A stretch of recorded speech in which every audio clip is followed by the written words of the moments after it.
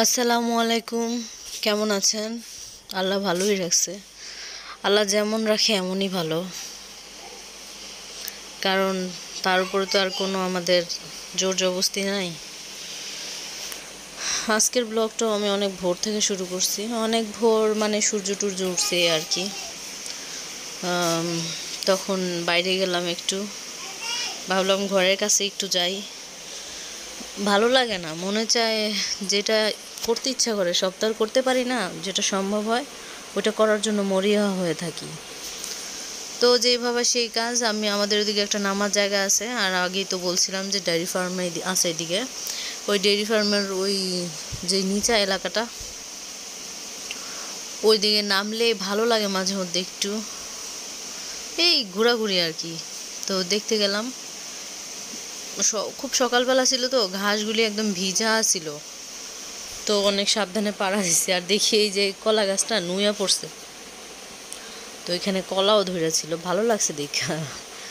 কলার জাতটা মনে হয় ভালো না। সকালবেলার এনভায়রনমেন্ট তো জানেনই কেমন। আমার মতো যারা ওই যে প্রকৃতি দেখতে ভালো লাগে তারা তো দেখবেই, যে যাই ভাবুক। আর ভোরবেলা ভাবাভাবির সময় নাই, তেমন কেউ থাকেও না। আর এইখানে একটা ক্ষুদ্র খামারি আছে যে কিনা হাঁস পালে, তো ওখানে দেখলাম উনি ছোট্ট একটা হাউস বানাইছে, তারপর বোল টোল ফালায় রাখছে। এই সবাই করতে পারে আসলে, সবার মিল মিশ থাকে, করতে পারে, কিন্তু আমাদের হয় না।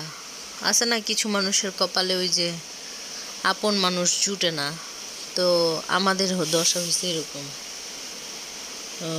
তোমার ওই যে পয়সা আছে তো তোমার সব আছে, তোমার পয়সা নাই তো তোমার কিছুই নেই, এমন একটা অবস্থা আর কি। যা কেমন আপন মানুষের আমার কোনো দরকার নেই। কেন বললাম কথাটা?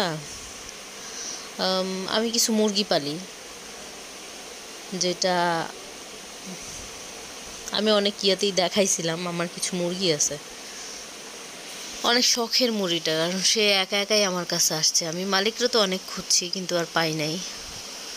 তো অনেক খুঁজছি, এটা আমি জানি আমি খুঁজছি কিনা। না পাওয়াতে আমি তারে পালার সিদ্ধান্ত নিলাম।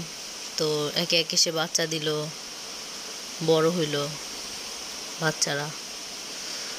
তারপর হঠাৎ টনক নড়ে গেল আমার, যা যা আমার ভাসুর দেবর তাদের এক মোট শাক বুনছে। এতদিন যায় নাই আমার মুরগিটা, তো হঠাৎ একদিন গেছে, মাঝে মধ্যেই যায়। তো আছে না কিছু মুরগির বৈশিষ্ট্যই আলাদা, আমার মুরগিগুলি একটু আলাদাই। তারা নিজের বলে বলতেছি না, কিছু মুরগি আছে না যে ওই যে হ্যাঁ পাতা লাতা নাড়াচাড়া করে, তারপর খুব কমই ওই ধরেন গাছপালা এগুলো খায়। তো আমার এটা ছিল এরকমই, আর আমি প্রচুর খাবার দিই এগুলিরে। আমার জামাইও দেয়, কোনো দিক দিয়ে কমতি রাখে না। তারপরও না এগুলি নিয়ে তাদের খুব কষ্ট।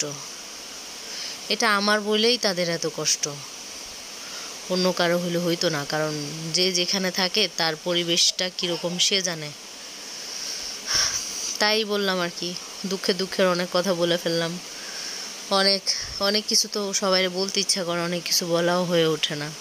তো একা একা কাকে বলবো, আর একা একা নিজেই এইভাবে কথা বলি। তো এদিকে আমাদের দুপুরে রান্নাবান্না হইতেছিল, শরীর অনেক খারাপ ছিল, মা আসছিল। দুই বাচ্চা নিয়ে আসলে সম্ভব ছিল না সব কিছু করা। আর এদিকে সকালবেলায় একটা যুদ্ধ হয়ে গেছে। যুদ্ধটা আমরা করি নাই, তারপরও আছে না এক পক্ষ যুদ্ধ হয় আর কি। তো হয়ে গেছে আর কি করা। এই যে তাদের, আমি যে একটু আগে বললাম না যে তাদের শাক খাইছে, ওই দুপুরবেলা এগুলো নিয়ে নিছে অবশ্য, তাই এরকম দেখা যায়। আর ওই যে ওনাদের বিশিষ্ট ক্ষেত, একটা অংশ কোথাও নাড়াচাড়া নাই, তারপরও দুর্নাম দিচ্ছে যে আমার মুরগিগুলো নাকি সব এলোমেলো করে ফেলছে। যাক আল্লাহ এদের সঠিক জ্ঞানটা দিক, যে শুধু শুধু শুধুই কেন। বিকালবেলা ওই যে বাচ্চাদের নিয়ে বাইরে গেছিল, বাইরে যাওয়ার পরে ওরা আসলে কার কাছে যাবে, তো ওর বাবা ওর দোকানে নিয়ে যায় মাঝে মধ্যে। দোকান থেকে আবার চলে আসছে আস্তে আস্তে। তো বাজার যে নিয়ে আসছিল ওইটা আবার দেখাইলাম আপনাদের জন্য। এখানে অনেকগুলি কাঁচামরিচ আনছে, আমার কাঁচামরিচ ছিল না, অল্প ছিল একদম।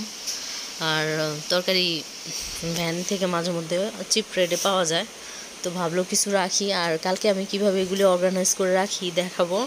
ওইভাবে রাখলে অনেক ভালো থাকে, তাই ভাবছি কালকে এগুলি যেভাবে ফ্রেশ ট্রেশ করে রাখি আপনাদের দেখানোর চেষ্টা করব।